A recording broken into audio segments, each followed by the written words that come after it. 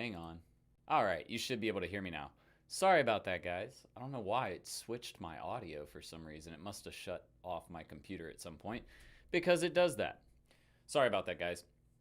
As I was trying to say, welcome to today's live Q&A session. Sorry about the mic problems, but guys, if you are watching the replay, we usually take the first couple of minutes to go over some announcements, to say hello. So if you are watching the replay, feel free to leave a comment below saying who you are, where you're at in this big old world, what niche you're working in, just something about you so I can get to learn about you a little bit more. Also, if you guys are live, feel free to do the same thing in the chat box. But if you are, again, watching the replay, you can feel free if you would like. Again, we're just doing some announcements saying hello. But if you want to, you can feel free to go ahead and skip forward to the Q&A session. As far as other announcements, guys, make sure you're checking the description of this video. If you want to find out more about our free training resources that are on my website, like my blog content, if you're looking for any of my programs, we have a beginner program that's only $7. That's going to be going up to $21 here soon. We have our flagship program, the Digital Marketing School 2.0, or otherwise known as the DMS 2.0. That's in the description.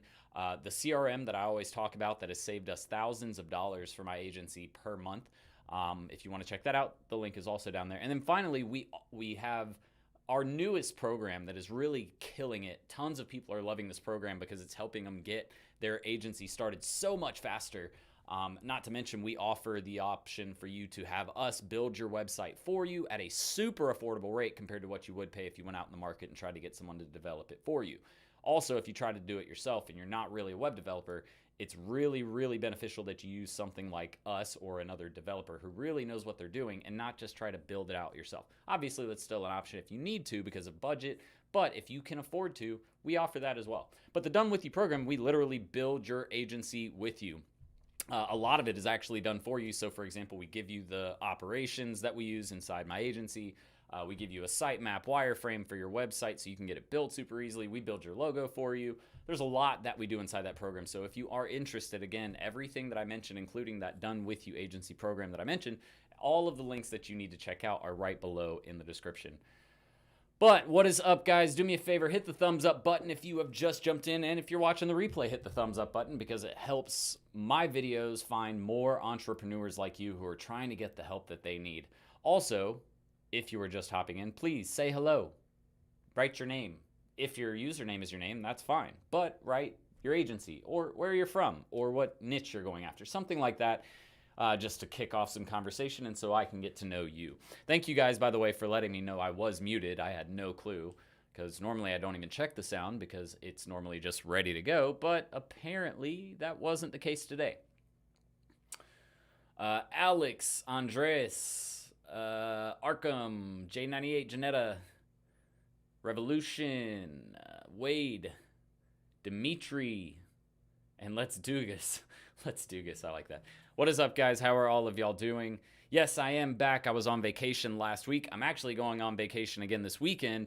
It's kind of a weird situation. Everybody's like, oh, why are you complaining? I'm not complaining. Trust me, I love the vacation, but I hate taking them so close together. But every year I go on a fishing trip with my dad's side of the family. My mom and dad are divorced. But we go on a fishing trip on my dad's side of the family. We go catch lobster down in the Keys. If you guys follow me on Instagram or Facebook, you might have seen those pictures. Dude, this year was amazing too. You can't see them anymore, but I had some battle wounds right here on my arm. I was about neck deep. Like, imagine going underwater, right? I'm 10 to 15 feet deep in the ocean, out in the middle of the ocean. I'm 10 to 15 feet deep. And what you do when it's called spiny lobster, what you do is you actually dive down, well, you skim across the top, and you'll see tentacles kind of sticking out of a rock or a ledge or from underneath something that has fallen in the ocean, something like that. And that's where they like to hide because it's cold and dark. And so I saw a pair of tentacles when I was floating by one of these sets of ridges. So I swim down to check it out, and there's a lobster in there. Well, little did I know this was going to be the biggest fight that I've ever had to have with a lobster. And I'm, again, you have to go 15 feet down. I'm limited on how much air because we're just snorkeling. We're not scuba diving. So I dove down. I called my dad over. And so what we would do is we would alternate. I'd go down for as long as I can, try to rip him out. My dad would go down when I would come up. So we actually went and rotated 16 freaking times. It took about 20 to 25 minutes to catch this lobster, but the head of it was like this big. It was probably a 10, 15 pound lobster. The tail was this long, which if you haven't eaten lobster before, that's what you eat on the lobster. But the tail was like this freaking long, probably about that thick. Like, it was massive. It was the biggest lobster I've ever seen caught on one of our trips. So it was really exciting. And it was really cool that I got to pull it out because we fought it for so long. And I finally got it, ripped it out, and I pull it out above me, and there's just this massive lobster looking back at me. It was really, really great. But so that was the first vacation. I was in Key West, Florida last week. And then this Saturday, Saturday morning, we're leaving to go to Hilton Head with my mom's side of the family. I actually haven't been to Hilton Head in the last couple of years, and I felt bad. She asked me if I wanted to go, so I felt obligated to go to both. It sucks, again, because I have to have two vacations so close together, and I really don't like doing that. But again, I can't complain because at least I am getting a vacation.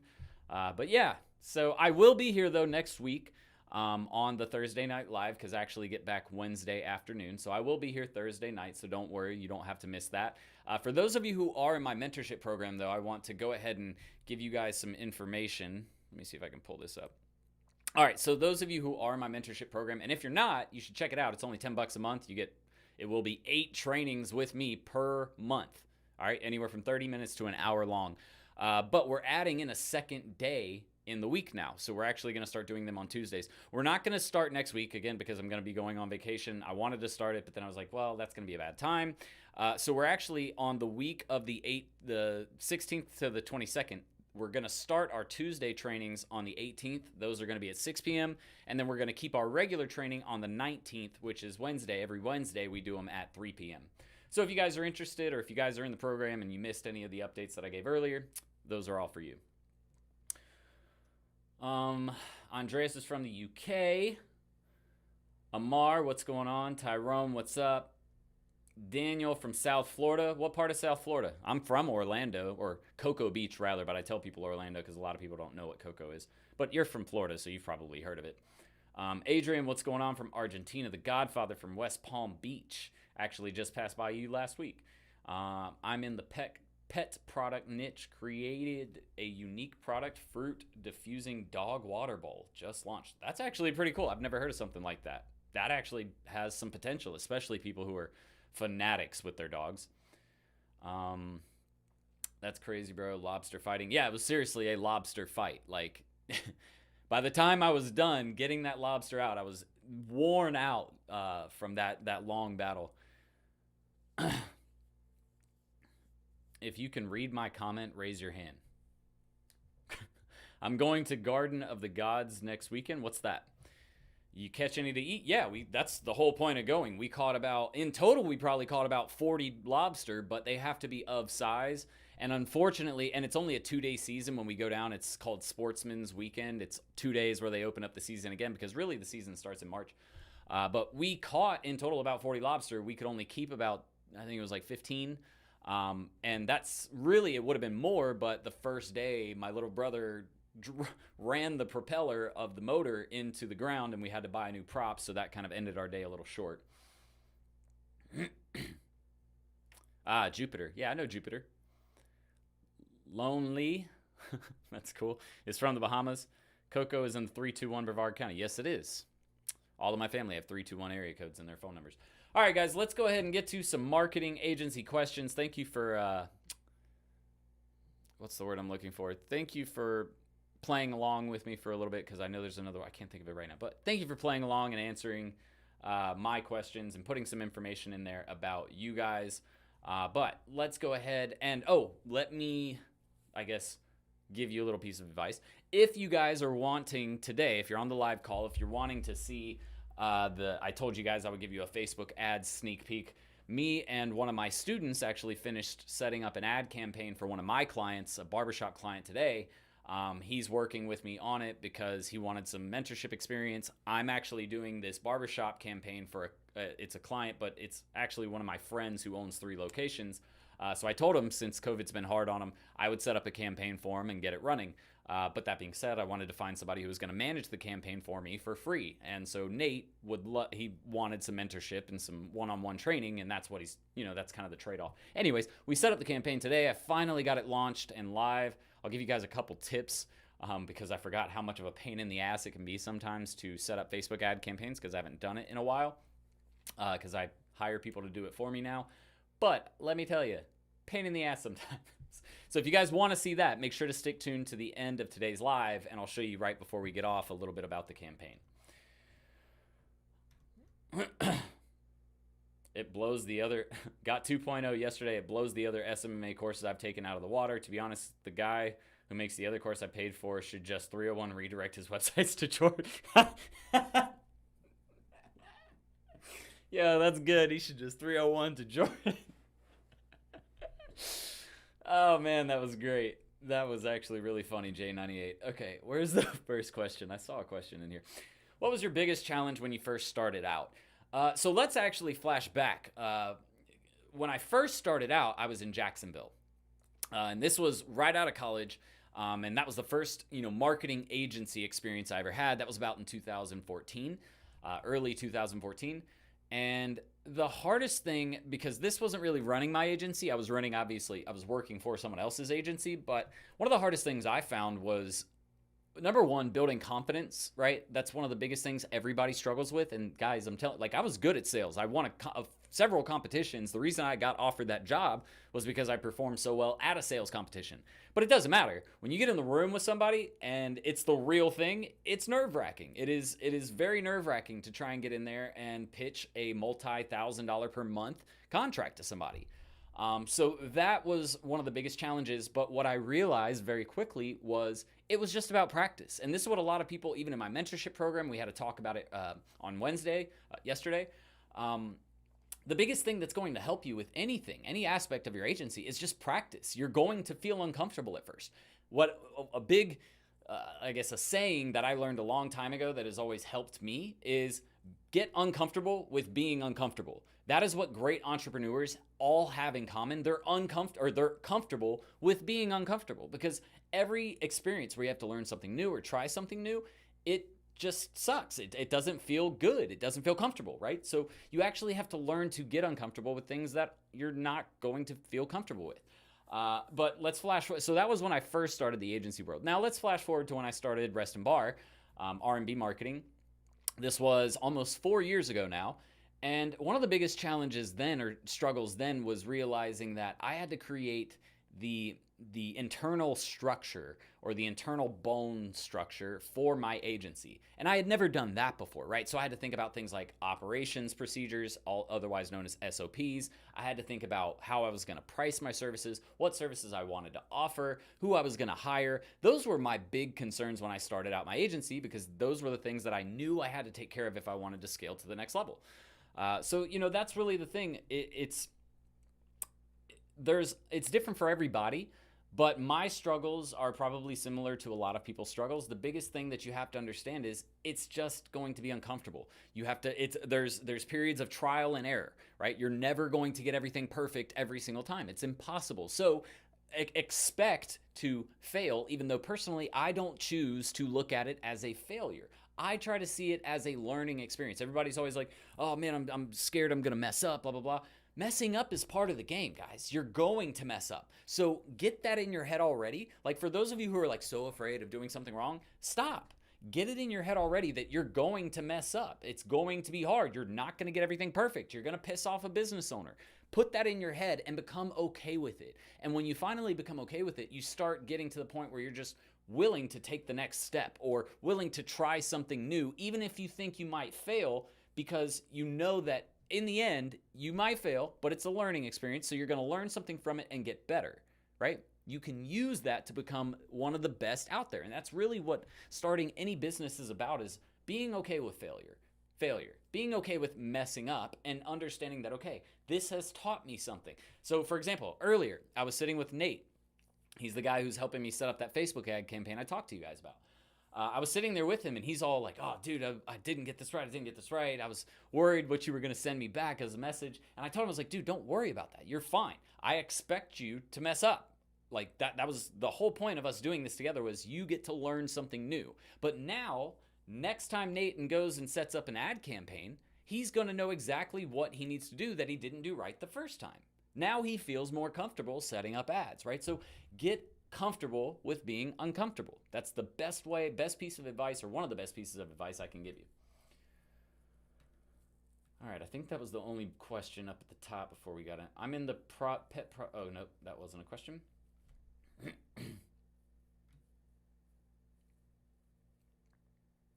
Garden of the Gods in Illinois. It's a hiking trail. Ah, that sounds cool. I do like hiking. J98, thanks for what you said, man. That was actually really, really funny. Is that barber client using a CRM? If so, which one? They actually don't use a CRM, and I'm not going to set it up for them, again, because we're running the campaign for free right now for them. If they choose to purchase our package after these couple of months where we're running their ads for them, then we'll probably incorporate CRM into that. But they don't have a CRM. They have Booksy, which is a booking software, which is kind of like a CRM, but it's definitely not a CRM. It stores all their customer data, but it doesn't store people's data for like potential leads or people that have called in and stuff like that. What content should I fill my SMMA page with?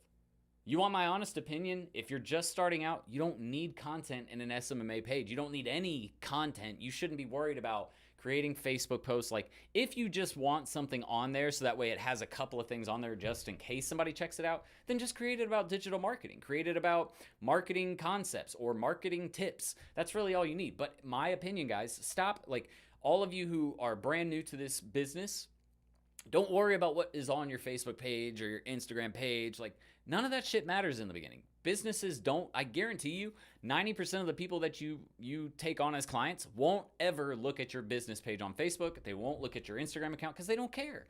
All they want to see is that you can get results. And your Facebook page is not going to show them that you can get results. All it's going to show them is posts. So, Revolution, stop tipping me. Thank you, though. I do appreciate it. As always, man. You guys are great.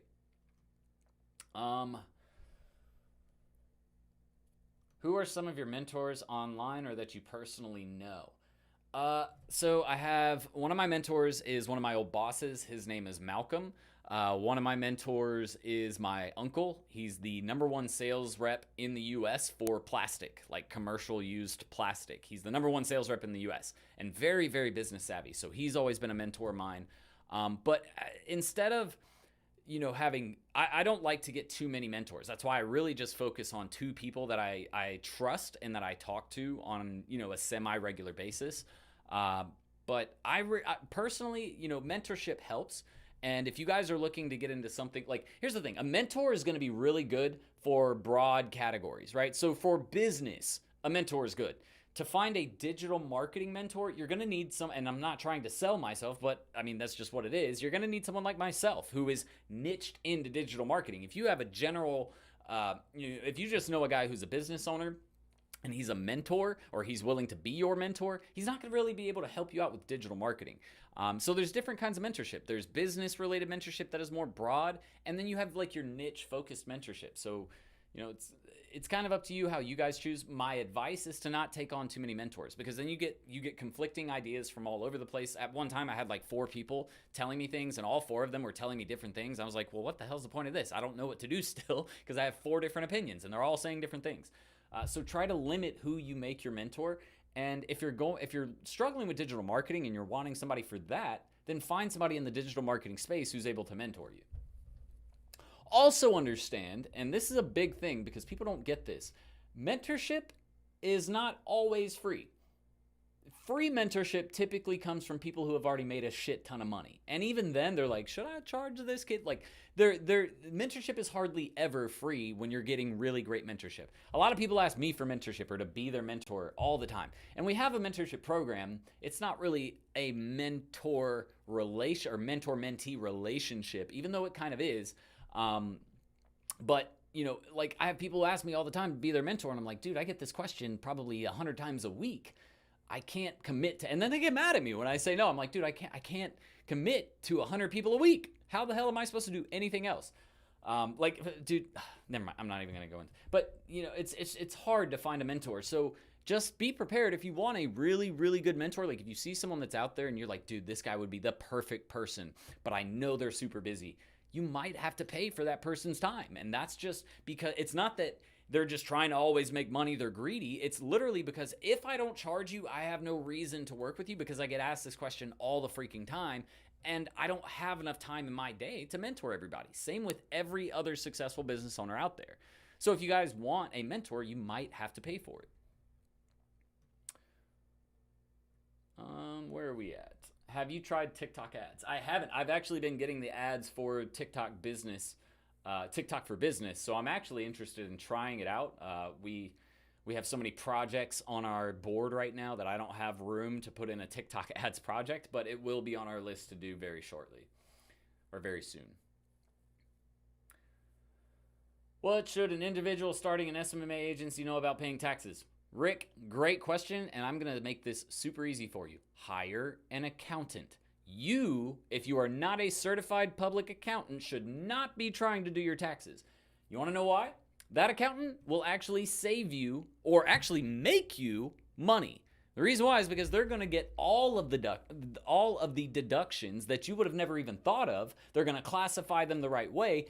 They know how to do all that. I don't know how to do taxes. I'm not a certified public accountant. Matter of fact, when I was in college, I hated accounting, and I went to college to be an accountant. Like when I first got it, I was like, oh yeah, I'm going to be an accountant. They make good money, blah, blah, blah. Stupid idea. Like accounting is not for me. I thought it was like, oh, well, accounting's got to be math, and I'm really good at math, so let's try it. Accounting is not math. It has nothing to do with math. Like, is not math. So, biggest piece of advice, man, is just get a accountant. They will actually, you'll spend $300 on that accountant, but they will save you thousands if you're generating thousands in revenue per year.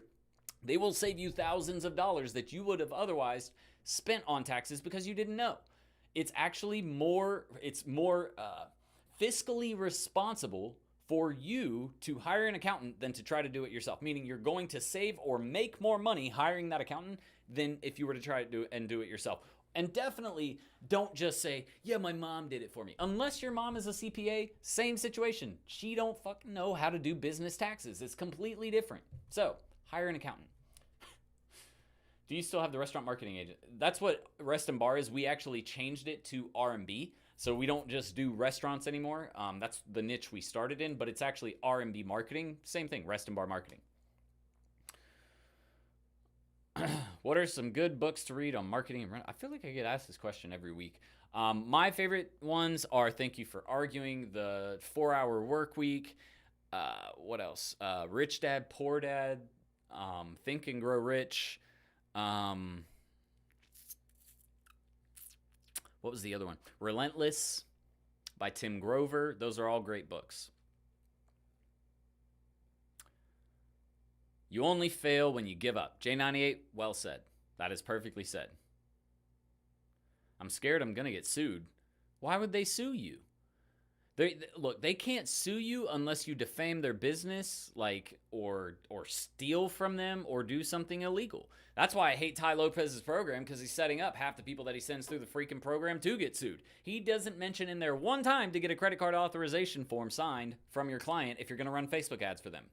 Dumbest thing in the world. Because if that client wanted to, if you spent $1,000 on their ad campaign and you didn't get that credit card authorization form, they could sue you for $1,000.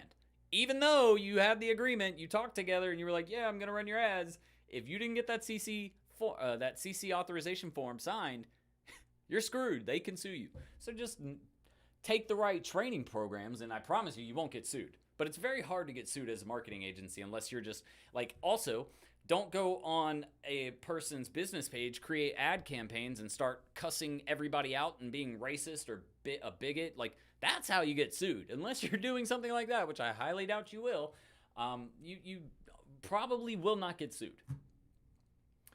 What do you do for onboarding a client? What software system do you use, and how do you set it up and present it to a client? Literally, we use Google Forms. That's the software we use. We've just created a onboarding questionnaire on Google Forms. We send it over to the client. And guys, onboarding is really just about collecting information. So we get like login credentials for any of their accounts we're going to need. We get access to their website, their email marketing platform, their CRM if they have one. For example, I didn't even know about Booksy until I got this client, so we had to get Booksy from this client. Really, that's all you're doing. And then on top of that, you're collecting information about their business, their goals, what they've tried in the past, everything that you're pretty much asking in the proposal meeting and the first meeting that you're having with them. That's all information that you want recorded in that form. And the reason why is because it's going to be part of your process when you build the campaign later.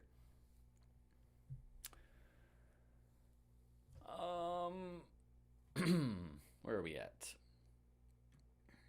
And you don't present an onboarding process to a client. You really just send the form over, and you send the form over and any other accompanying forms. Should I offer podcasting as a service for local clients? Nope. Podcasting is only good for people who can reach large audiences. Does not benefit businesses who reach small audiences. Unless, let me give you an example where it might be good. Say you have a real estate agent in your local market, and that real estate agent wants to start recruiting other real estate agents no matter what state they live in. That's where you would want to start a podcast for that real estate agent. But you see here the difference between that and a real estate agent creating a podcast to sell homes in his local market. Not the same thing. And you have a much broader audience, meaning you can get a ton more views or listens. If someone agrees to co-brand with your company, what are some of the key things you suggest the contract should cover? No, I am not an attorney, man, so I cannot give you advice on that, and I will not give you advice on that because I don't want to put you in a bad situation. I don't know law, especially business law. I would talk to an attorney if that is something that you're considering doing. I cannot. I'm sorry. I wish I could. I do not know what to tell you there. What's the lowest acceptable rate to charge clients? Lowest? Well, in my opinion, at least $1,500 per month for a client. And that doesn't say anything about what services you should charge. I just personally do not like to work with a client unless they're spending at least $1,500 a month. And really, those aren't even the clients I like to work with because they're nitpicky. They bitch about everything. I like clients that are willing to spend around $25,000 to $3,000. That's like the sweet spot with marketing agencies. How coronavirus affected the SMMA industry? It's affected it. No, I'm kidding. That would be an asshole move, right? It's affected it. Next question. Now, it has affected the SMMA industry because less people are spending money on marketing, but it's affected every single industry out there. So it's not just SMMA. Every business out there has been affected.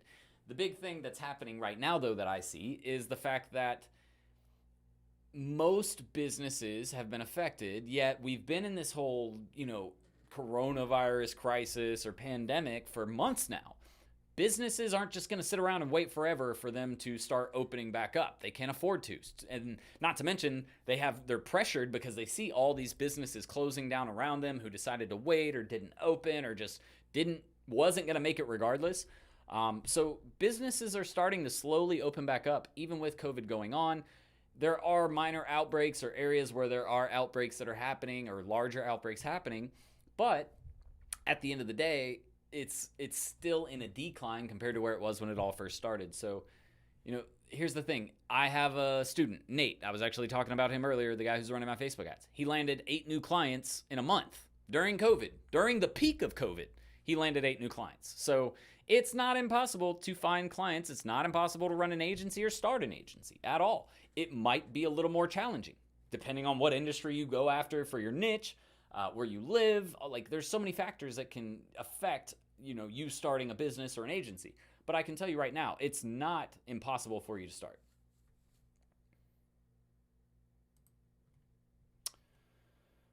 Where are we at? What software do you use to post on social pages simultaneously?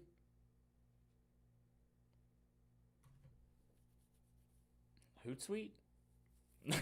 Sprout Social, is that what you're looking for? Something like that? I think that's what you're asking about. I know it's not that important to create content on your personal Facebook page, but it's necessary to is it necessary to have a page at all? Rick, I would go ahead and get it set up, because it doesn't take a lot of time to set up the page and get a post or two on there. I'm just saying you shouldn't be spending a majority of your time coming up with a content calendar for a post a day on your Facebook page. For number one, a big thing that has happened in the last couple of years is posting on Facebook is shit now. Like, if you don't have a large audience already looking at your business page, or if you don't have ads running for those posts, they're not going to reach anybody. So don't waste your time and effort creating posts for nobody to see, right?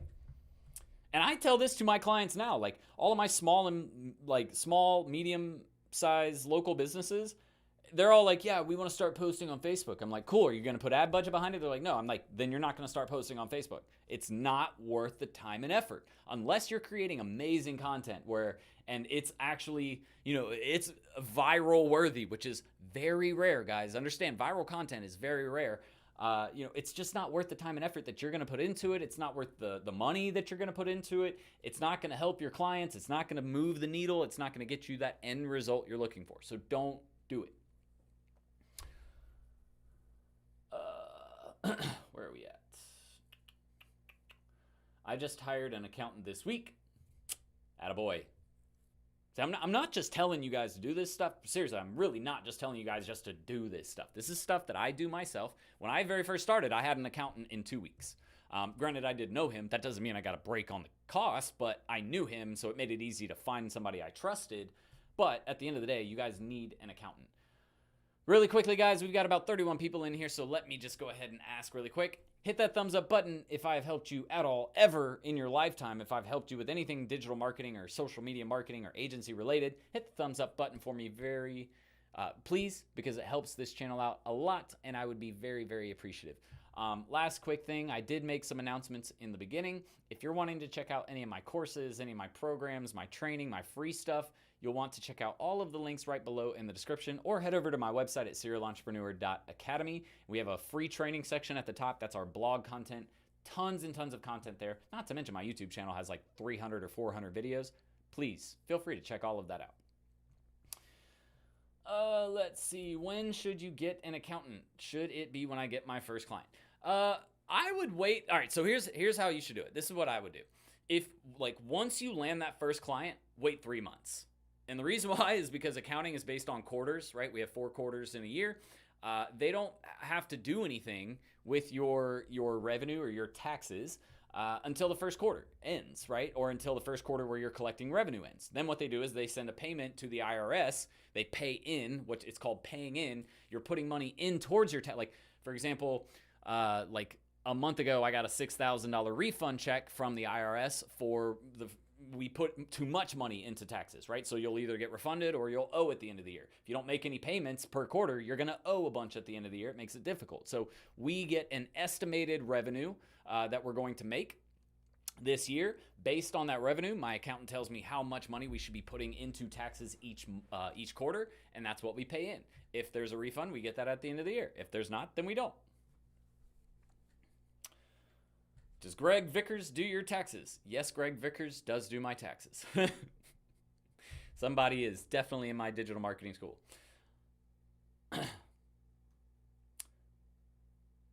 In the Central Florida, Tampa area. Can't help you there. I don't know any accountants in that area. What's up from Brazil? Ade do Carmo. What's up? Would SMMA be a good idea for someone interested in becoming a digital nomad? Yes. Well, here's the thing. A digital nomad is somebody who works on their computer and travels around everywhere, right? Cool. An SMMA is your marketing agency. You don't have to be stationary. Personally, I prefer to be stationary. I like having my office. I like having 3 screens to work on. That's what I prefer. But you don't have to. You can literally run a marketing agency while you travel the world. Now, I wouldn't recommend doing that in the very beginning. I wouldn't recommend doing a bunch of traveling. It's going to make it a little bit more difficult. But you can totally travel and get all of the stuff done that you want to do. You can get all the clients you want and travel all you want. But I would, again, recommend taking the first year to hold off on the travel part. All right, where is it at?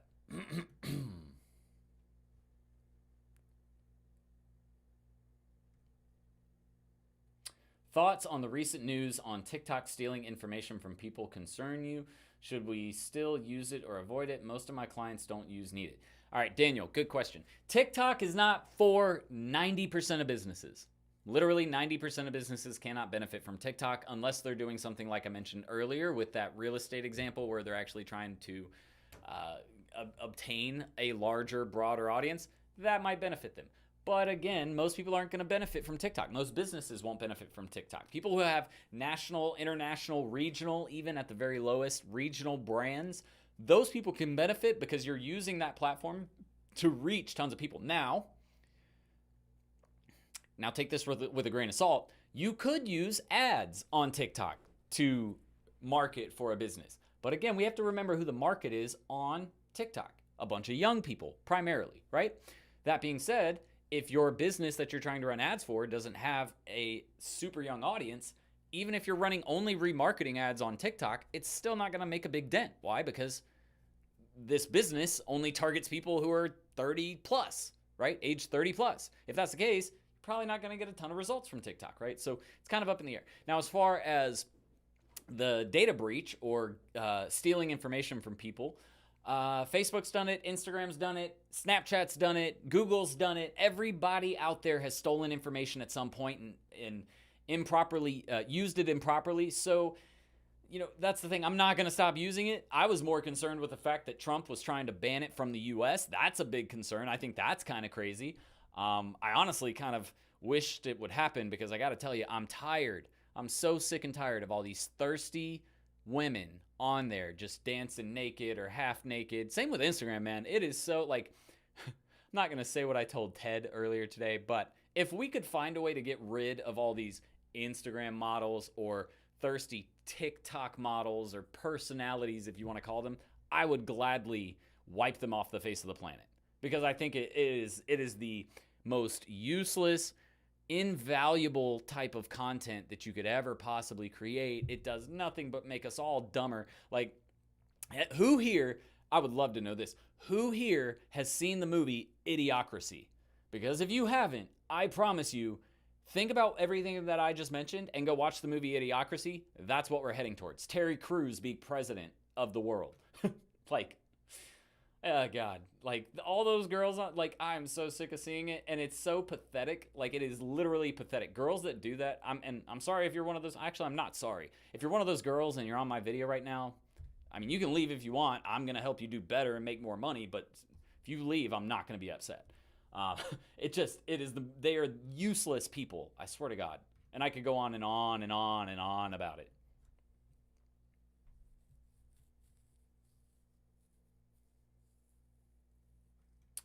Where's the next question? But Daniel, to finalize my answer to you, it doesn't concern me because it keeps happening. It's going to keep happening. It will never stop happening. The improper use of people's data, really, that's a personal thing where you really just have to be worried about yourself. People are still going to keep using the platforms. We've seen data breaches with Facebook like crazy. Some of the biggest ones we've ever seen in history. And people are still using the platform every single day. It's not going anywhere. So really, it's not really anything to pay attention to. Usually we build a client and they pay us and then we run ads on our ad account. Is that the wrong model? No, Revolution, that's a way to do it too. I think it's more of a hassle to do it that way because then, number one, it makes it harder to sell because you're asking for a bigger cost up front, right? Whereas if I could just sell it for $1,500 less, and I can put the other $1,500 on your credit card throughout the month, it's going to make it easier for me to sell that up front, right? Because it's actually $1,500 to $2,000 cheaper, however much the ad budget is, right? So it makes it easier to sell. But also, I don't like having to charge them and then make sure it comes out of my account, because either way, they're spending the same amount. I don't want to have to monitor it and make sure it's coming out of my account and that we made sure that we spend exactly that amount. I would rather just put it on their credit card. It makes it so much easier. In your $10 mentorship, are we able to ask you questions directly like this during training? And is there an upgrade package to get more of your time or not? Dimitri, great question. In my mentorship program, it's actually better than this. You can see right here, if you look at the very top, I don't know if it's showing. Well, it's right here. I'm actually using a Zoom meeting right now to run the video aspect of this. What we do in my mentorship program is we run a Zoom call like this. You guys hop on the Zoom call, you turn on your mics, you turn on your video, and you get to directly ask me questions like you were asking about.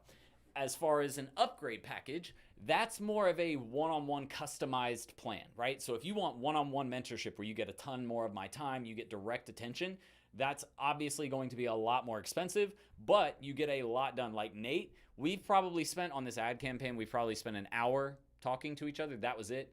And out of that hour, he's completely adjusted the way he runs ads now and sees them completely differently from what he was doing before. So, an hour of my time and he already is doing 10 times better and he's more efficient with his Facebook ads.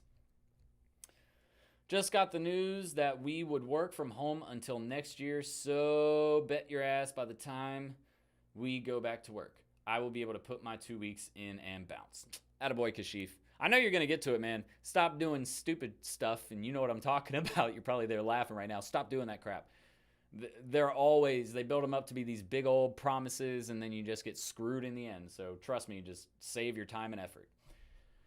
If you do implement a CRM for your barber, do you think you'll go with high level? Hell yeah, I'm going to go with high level. That's what I use. So I'm definitely using high level. I asked because I might work with some barbers, but I would probably recommend they use some type of CRM for a few months first, so data, KPIs will be available for the ad campaigns. Joseph, I'm not sure what you're talking about, because you can get all that from Facebook Ads Manager. And you don't need it from the CRM.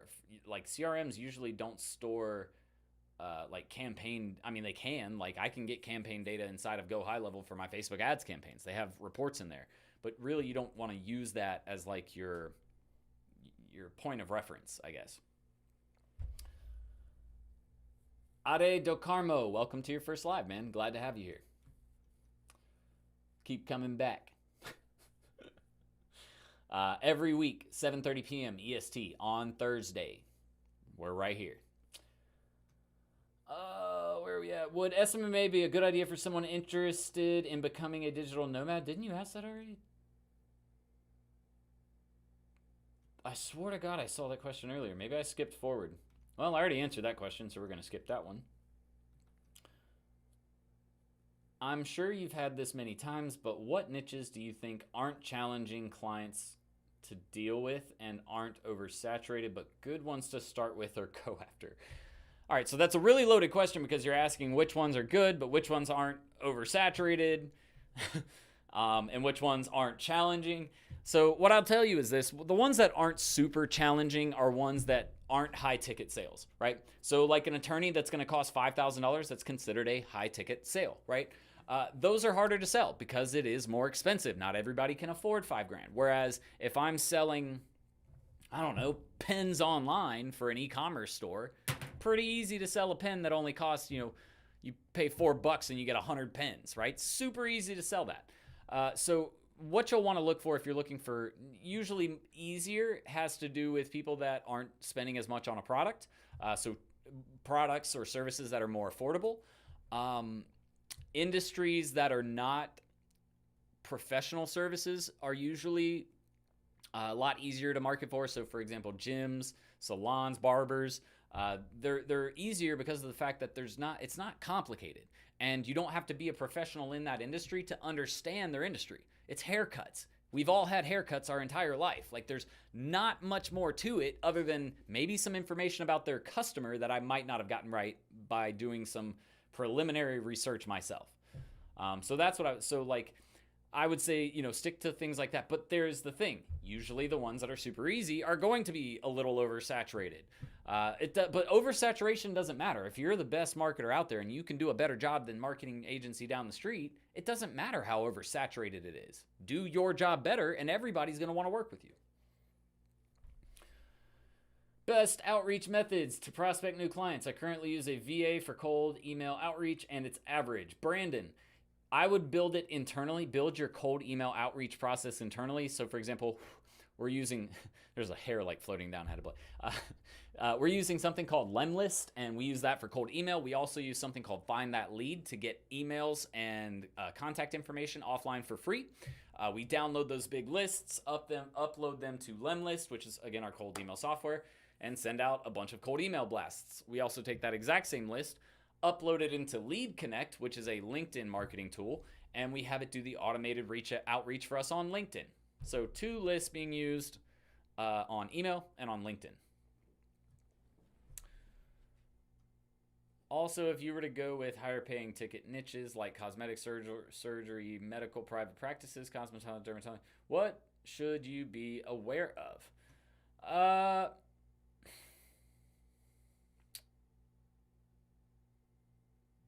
can't really think of anything you should be aware of.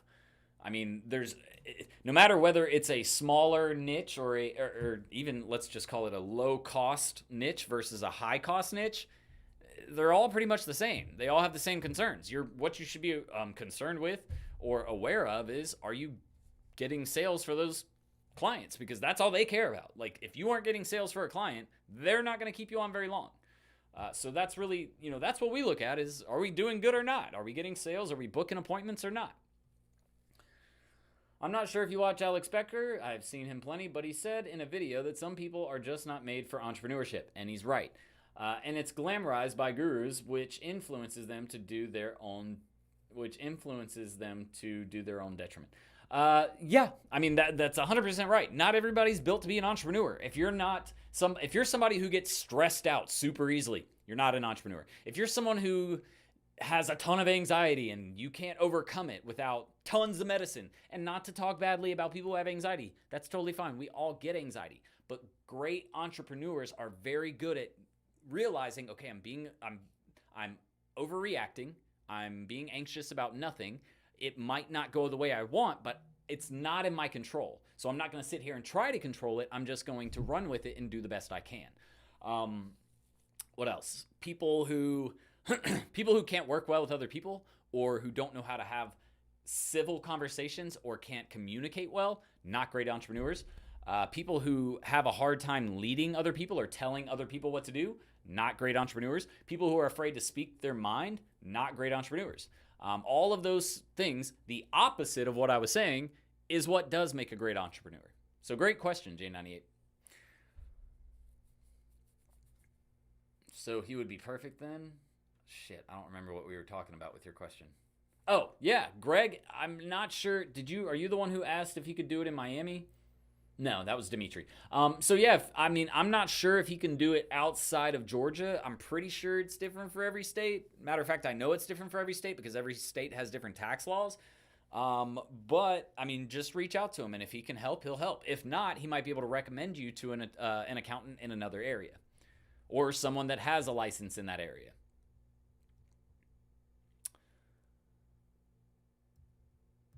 Should your SMA agency be a sole proprietorship or a S-Corp?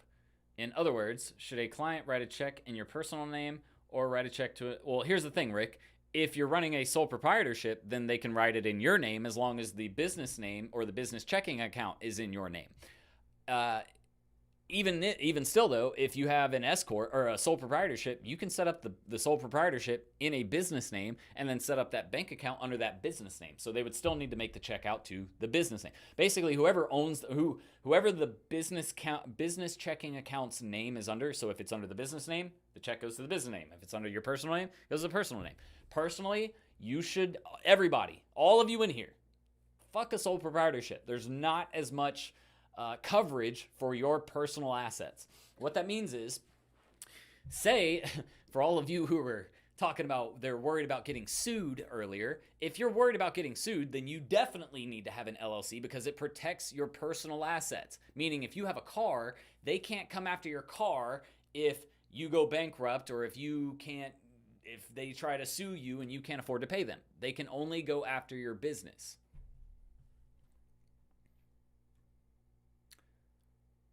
Jordan's based as fuck. What does that mean? What does based mean? All you young kids. No, I'm kidding.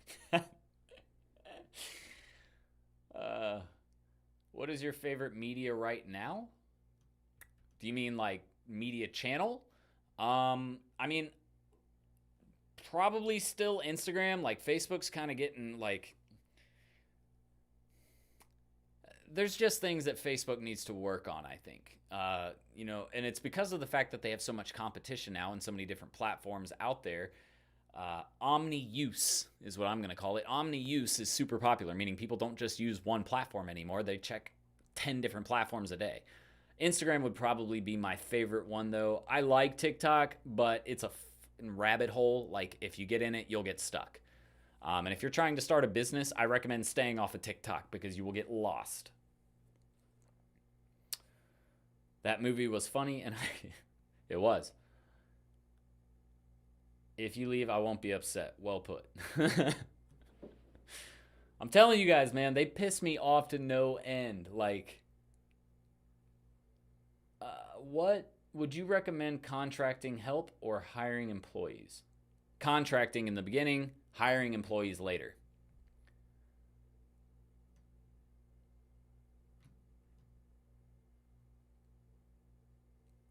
I've heard it's easier to sell to high-paying prospects. It can be. It doesn't necessarily mean it is. Because here's the thing. No matter whether it's a high-paying client or a lower-paying client, sales is sales. It doesn't matter what you're trying to do. There is no easy or hard. There is, I'm going to do better at this than I would at this. And that's for every single person out there. I know that I'll do better selling to people in professional services than trying to sell B2B services, because I have no passion, I have no interest in B2B whatsoever. I think it's the most lame way to market, but that's just me. But there's other people out there that prefer that type of relationship, that prefer that style of marketing, because it is a lot different. So that's the thing. There is no hard or easy. There's differences between industries, and there's differences between you and I as salespeople.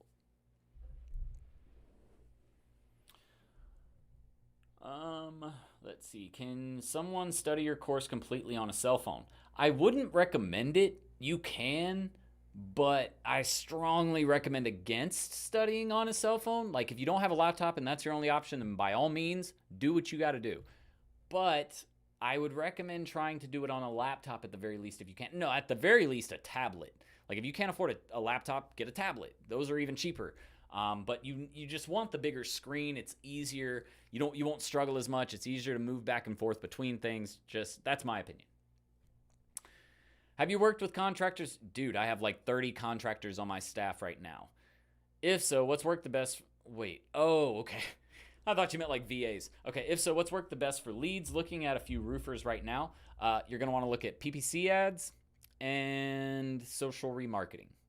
Those two right there. And obviously SEO. If you ever look at PPC, that means SEO is also an option, because they're the exact same thing. One's just paid, one's organic. Now, there are different instances where one is better to use than the other, but PPC, SEO, Facebook, Instagram for remarketing. It really works great for contractors. And yes, I have worked with them before too. Brody says, love your content. Jordan, what do you offer for end of month reporting for clients? Can you be more specific, Brody?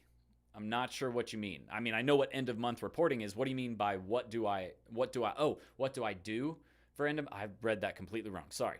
What I do is we use something called Google Data Studio. If you're not familiar with it, you should check it out. If they don't pay us to set up Google Data Studio for them, which integrates all of their different, like I can put PPC campaigns, Facebook campaigns, Instagram campaigns, email campaigns, general search traffic, all of it can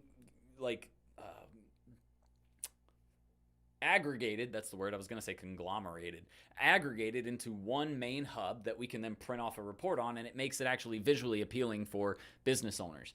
But if they don't pay us for it, we don't do that for them. If they don't pay us for it and we're running like Facebook ads, we'll just download the report off of Facebook or put it into an Excel spreadsheet and make it easy to read. What roles do you have your VAs take over? Where do you find solid VAs? So that is a multifaceted question, but it also is going to require a lot from me. So this will probably be the last question that I get to today. So let's talk about this. What roles do I have my VAs take over? Every role except for strategy. And even in the future, no, I'm probably never going to hire a VA to do strategy. I'll probably hire internally when we get to that point. But copywriting, editing of photos and videos, proofing. We have a project manager. We have an operations guy. We have, what else? We have people that run ads. We have people that set up email campaigns. We have people that do SEO. We have people that do PPC. We have literally every aspect of running your agency. You should be outsourcing, because here's how an agency works. You are the CEO. What does that mean? Do you ever see a CEO do you ever see the CEO, unless it's like, and bear with me here, guys. Do you ever see the CEO of Ben & Jerry's going out there and scooping ice cream for people? Hell no. You'll never see that guy scooping ice cream in his life. Why? Because that is not his job. His job is to focus on growth, scaling, acquiring new clients, acquiring new software, efficiency of the business. That's it. That is our job as owners.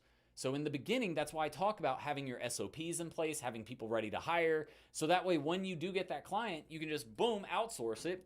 Not outsource it, really, it's still considered insourced because you're hiring these people. They're just doing work for you, right? And they're pretty much employees. Like, that's the thing. We have VAs that only work for us because we take up so much of their time. They don't have time to take on other clients. So technically, they're pretty much an employee. They just work on a 1099. They're not working on a W-2, right? No real difference there other than tax differences. So, wait, let me make sure I get everything here. Shit, where did it go? All right, so every role, like from the very beginning, from the very first client you pick up, you're going to want to try and get VAs on every single job so you can focus on sales, getting new clients, efficiency of your SOPs, making sure that you have the best people in the best spots for your agency, all of that. Now, as far as where do I go to find solid VAs, here's where I want to go into it a little deeper. Solid VAs are on every platform out there. The reason why a VA doesn't work, I would say 90% of the time, is because of you. And you're probably looking at me like, Jordan, but I didn't do anything. What did I do wrong? I gave them the job. They didn't do it right. Wrong. The reason why VAs suck most of the time, you remember when I just said a second ago that you have to have your SOPs in place, your standard operating procedures? If you have those in place and you actually hire a VA that is qualified to do the job that you are hiring them for, then they will do the job properly. Whereas if I go and I want you guys to, here's the perfect example. If I go hire a VA to develop a website, and all I do is say, hey, I need you to build a website. I have a dental client over here. Here's 15 sites to look at that we like. Build us a dental website. They're going to fuck that website up so bad you'll be so pissed that you just hired that person to do all of this work. And I've done it too. Trust me, I did it in the beginning. I didn't realize what I was actually doing. But I was relying on them to build and do everything for me because I thought, oh, well, they have the expertise. They should be able to do it. Wrong. You still, as the business owner, as the agency owner, have to provide them with instruction on what you're expecting, how you expect it to be done, what they need to include, what they don't need to include, everything. And when you get those SOPs in place, you'll start to realize there are a ton of great VAs out there. You just have to give them the proper guidance. It's like going to play a sport for the first time. It's like trying to put me out on a cricket field and I don't know the first fucking thing about cricket. Like, I know a little bit. I don't know how the rules work. You'll see, dude, you'd see me out there swinging at a ball and just running all over the place. Actually, perfect example, when I was 5 years old or 4 years old. I started playing baseball when I was 4, all right? I was in T-ball when I was 4. Well, my dad and my mom, when I was 3 years old, would take me out in the front yard. They'd set up the tee. I'd hit the baseball off the tee, and they would just chase me around the yard, right? That's it. I didn't run base to base to base to base. I just ran all over the place, and they would chase me. What do you think happened when I went to my first baseball practice? I got up to the tee. I hit the ball. Everybody's out there in the field. And I just run out to the outfield. I run over to the other side of the outfield. I run back home. I run back out to the outfield, run to second base, run to first base, run to the sideline, run to the dugout. Like, I was just trying to get away from the ball. Why? Because I wasn't actually taught what I should be doing. Same situation applies when you're talking about VAs, guys. You have to have those procedures in place. And I promise you, the next time, if you put procedures in place now and you go out and hire that VA that we're talking about and you give them those procedures, you have an onboarding call with that VA, you express to them what you're looking for, how you want it done, here are the rules to follow, here are the steps to follow, they will get the exact, and there might be a couple of things, but it will be nowhere near as bad as that person that you hired and didn't give them any instruction whatsoever. Make sense? So there are tons of places. What I will tell you is my 2 favorite places to hire VAs, Upwork, FreeUp, FREEE up.com.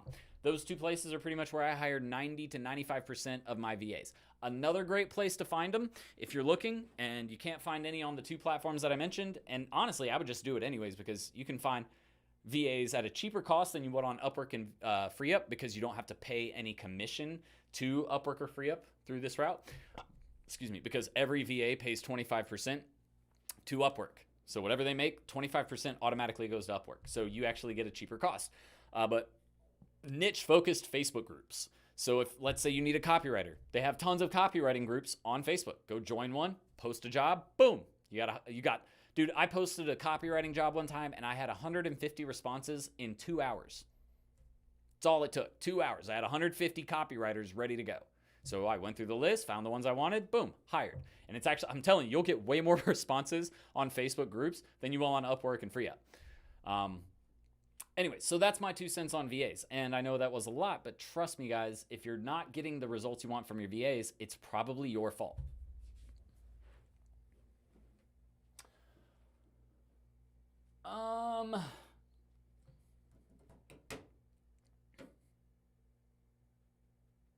Lawyers, that is completely wrong. Let me just answer that. One. What an interesting name. Your name is One. Lawyers are not bad industry or niche. Let me try that again. Lawyers are not a bad niche to go after because they actually spend more than every other niche out there except for auto industry. That's the only niche that I can think of that spends more than attorneys. They spend a shit ton of money, and they spend a shit ton of it online. Trust me, they are online. They are actually what I have come to find, and I literally discovered this not too long ago. Attorneys are lacking. They're actually slacking in the digital marketing space. There's tons of them out there with shitty websites, not using PPC, not worried about SEO, not even the base SEO like maps and reviews section on Google is complete properly, or their Google My Business listing.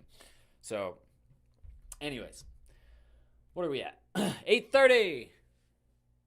So what does that mean? I've had a long ass day and I'm going to cut out. That is it for today's video, guys. Hey, do me a favor, hit the thumbs up button if you guys just got here. If you joined in a little bit later and you haven't hit it already, that would really, really help me out, and I would appreciate it so much if you would hit that thumbs up button so that way other marketing agency owners just like you can get access to our content. Actually, before I go, because I promised you guys I would show this, I have to show this, right? Let's get on Facebook Ads Manager. Who wants to see it? Before I can show it, because I was about to hop off of here and I got really excited, but I promised you guys I would give you a little sneak preview. Who wants to see a Facebook ad campaign that we created for that barbershop? I need you to write a comment in there, or I need you to hit the thumbs up button. Either one of those will work. But if you want to see the sneak preview, I need you to do one of those. Say, hell yeah, I want to see the preview, or hit the thumbs up button. If I don't see at least 20 engagements through thumbs ups and messages on the chat, I ain't showing y'all. But do me a favor, let me know what you want to see or if you want to see it, and then we'll pull that up here in a second. And actually, let me get the creative assets up because I'll show you what that looks like too.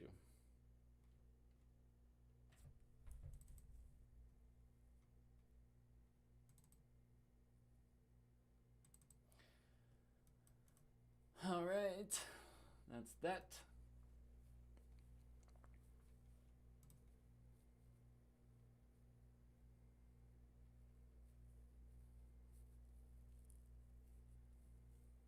Hey, Mom, you got to take out the apostrophe. That's he will, yeah. Ooh, I'm funny. She's probably like, shut up, Jordan. I already know what my mom's saying.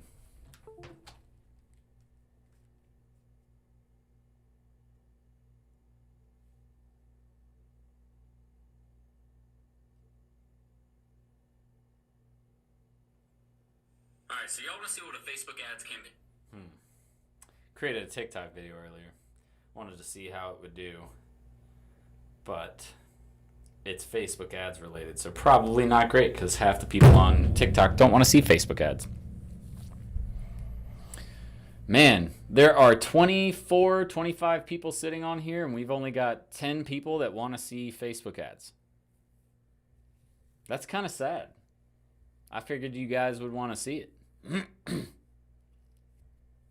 I'll give it a couple more seconds to let some people write, a response in there saying they want to see it. But if you guys don't want to see it, then fine. I won't show you.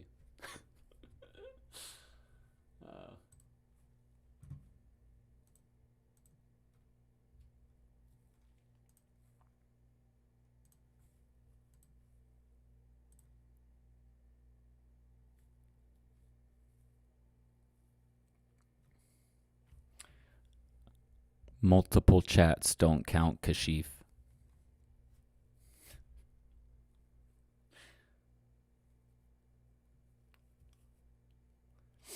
Okay.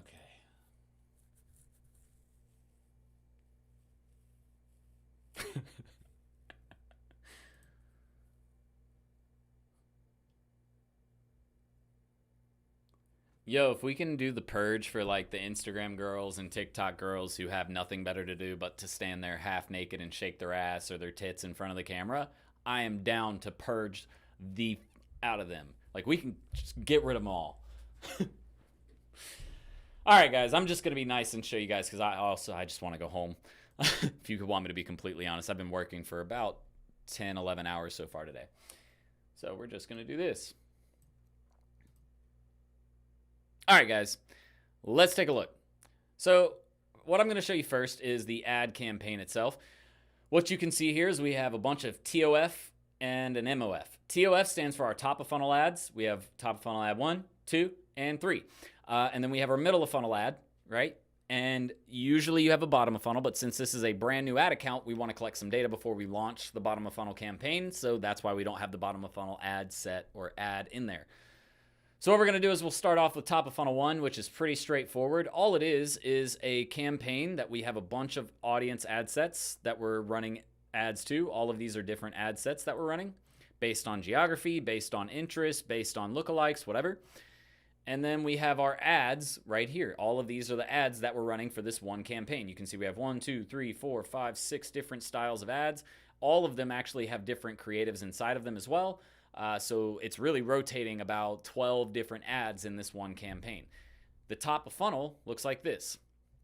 Top of funnel ad 1, we have 3 different locations. All of the creative is essentially the same per location, with coming location being different. This is their grand opening location. They just opened this. So this creative has the words grand opening sale on it, something like that, to entice people that this is a brand new store.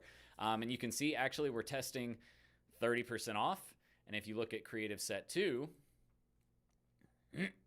you can see in this one, we're testing the creative that says $7 off. So what we're trying to get an idea of is whether 30% off or $7 works better, right? I'm going to bet, and I would put all my money on it, that $7 off works better than 30% off. All right, so that's top of funnel 1, and that's pretty much it, guys. We're just running an ad offering a coupon for people who are first-time customers. And it's the same for each location. You can see if I go in here, we didn't change up any of the creative too much. We just changed up the copy. This one says Johns Creek, right? Very, very simple. All right, then where we get a little funky is with creative ad set 2. So if I get out of here, I'll show you 2. 2 is going to be right here, and we'll just click that. And you can see all, and just so you know, all of these that are down here, these are ad sets that we're going to rotate in later. We're going to run these for about a week to 2 weeks, collect some data, get some information. And look, we just started these campaigns today. We're already getting tons of link clicks, super cheap link clicks. And this will go down as the campaign progresses. And you can see all of these are ad sets we're not running yet. But if we go in here and we select all of the ad sets that are running, you can see we're using actually the same creative for the video. So I'll show you guys what that looks like really quick. Actually, let me move this over here so I can see if you guys are saying anything. Okay. So the creative, you guys will really like, I promise you. If you haven't seen the video yet, here you go. So what we did, I based this video off of the Treat Yourself. If you guys haven't seen Parks and Rec, I strongly recommend the show. It's hilarious. But what I did was I based it off an episode they have in there where they talk about, it's the Treat Yourself episode with Aziz Ansari and Donna. But essentially what I did was a Treat Yourself type of video. God, where's the one I'm trying to look at? That's the bad one, I think. I think this is the good one. Nope, that's a story too. Maybe it's this one. Okay. Hang on one sec. I'll show you guys. Let me turn up the volume. All right, you guys ready? Here it goes. Treat yourself. So as men. Now let me pause. What do you think the reason why I put that first scene of him slapping shaving cream on the back of my neck was? Literally to capture attention. That was the whole point of that one scene. All right, now let me continue. We work hard, and sometimes you gotta treat yourself. Need a hard part? Treat yourself. Got those scraggly ear hairs? Treat yourself. Need a nice haircut? Treat yourself. Crazy eyebrows? Treat yourself. Tired of asking your significant other to I'm shave such your a neck? fool. Treat yourself. Old school neck shave? Treat yourself. Treat yourself. And when it's all said and done, you got styling. Treat yourself. Finishing back massage? Treat yourself. So at the end of the day, we We all just want to look and feel good. So just treat yourself. All right, guys. So that is ad 2, and as you can see, it's not none of this is really complicated stuff.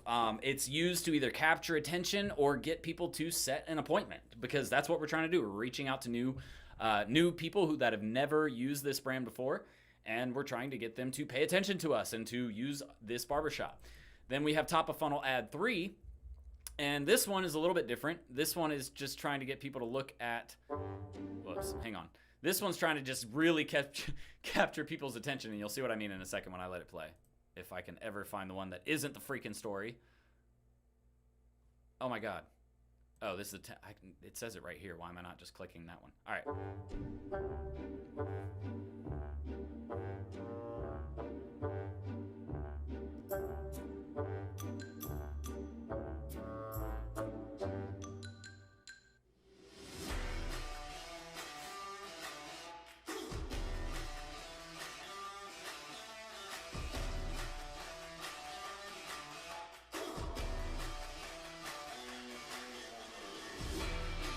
And that's it.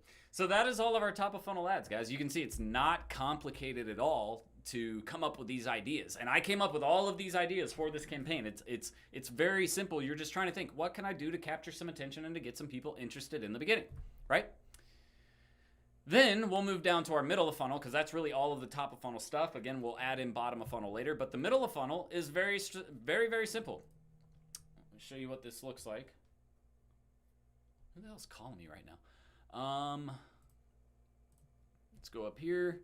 We'll go into middle of funnel.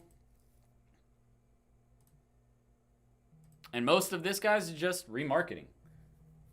I wish that was the real PewDiePie, but it's PewDiePie.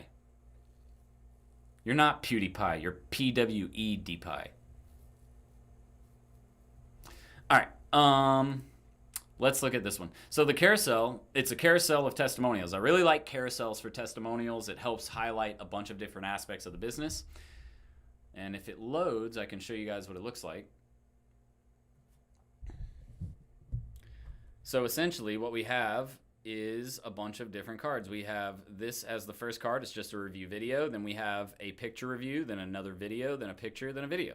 That's it. And what we're doing is we're remarketing people who have either engaged with video content that we have in top of funnel, people who have visited our site, people that have engaged with our Facebook page, and that's pretty much it. That's who we're targeting with these types of ads. So that's the look at the campaign, guys. It is not complicated at all. It really just takes an understanding of how to set these campaigns up, and all of this can be learned inside of my DMS 2.0 program or my Done With You agency program. And you can see, dude, we literally, before I started today's video, we launched this campaign. And look at how many clicks we're already getting on this campaign. Just from basic ad management, basic understanding of how to target different audiences, and a basic understanding of how to write decent copy and create this decent creative that's going to attract eyeballs. That's really it. So, let me move this. We're going to stop sharing. So that's it, guys. What do you guys think? What are your thoughts on everything I just showed you?